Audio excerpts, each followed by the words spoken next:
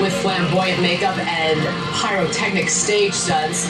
And ahead of their time marketing, Kiss isn't just a band, they are a full-blown phenomenon. Now, nearly 30 years and 80 million records later, they've secured their place as one of the most influential acts in rock and roll history.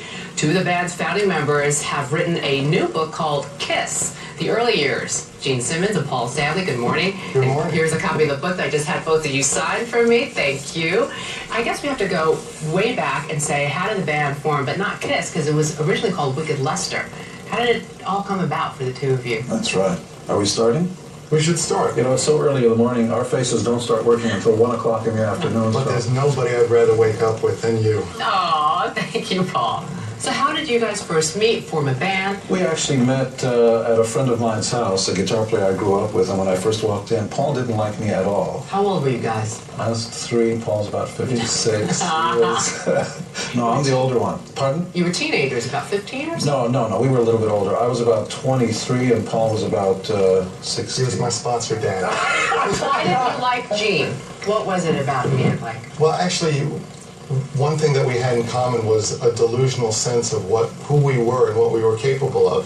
And I think the beauty of that comes out in Kiss the Early Years, the book, is the sense that as long as you don't think something is impossible, anything is possible. So Kiss the Early Years is really a family album of a band or a bunch of guys on the verge of taking over the world. And it's a family album that also includes all our extended family. There's a lot of fan pictures and a lot of candid shots. So, there we are. Look at that. Mm-hmm. Who took all these pictures? How was it all documented? There was an early photographer named Waring Abbott who came on tour with us early on, and we were so busy being kissed 24 hours a day. I mean, you got to consider, here's a band that decided to wear more makeup and high heels than your mommy ever did, and we were just sort of caught in the middle of the eye of the storm, and this photographer kept snapping away stuff. He must have known something we didn't, and years later, in retrospect, looking back on it now, it's an amazing book, actually.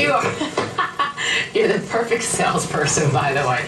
How did the makeup start and the pyrotechnics? the makeup was really our desire to take rock and roll to the next step, someplace it hadn't been. Sure, other people had done things similar, but not to the extent that we had. And it was almost something that possessed us. It would be any given day in this little loft on 23rd Street and 5th Avenue where we would come in. One of us would come in and somebody in the band would be there experimenting with makeup. So although we never really spoke about it, there was a sense that where does rock and roll go from here? And it's really about spectacle, because in the same way that you buy a ticket to a show, you're entitled to the same thing as when you go to the grocery store. You don't want to pay a lot of money and get an empty sack. When you go to a Kiss concert, you know you're buying spectacle and you know exactly what to expect.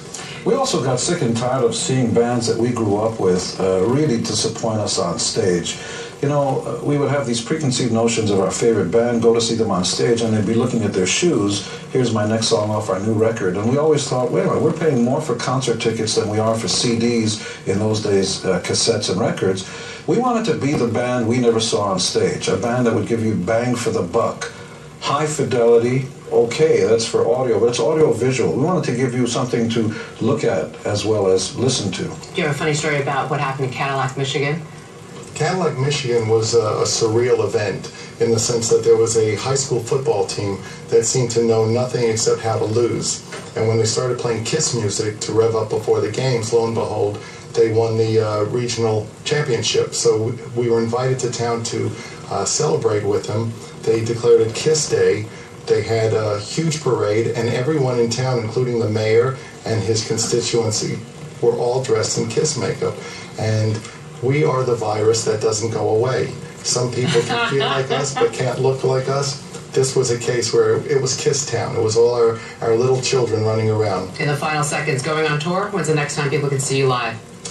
We are doing Melbourne, Australia, February 28th with a 60-piece orchestra. All right, well, we'll off to Japan. Gene Simmons, Paul Stanley, thank you so much. Always a pleasure. You're watching The Early Show.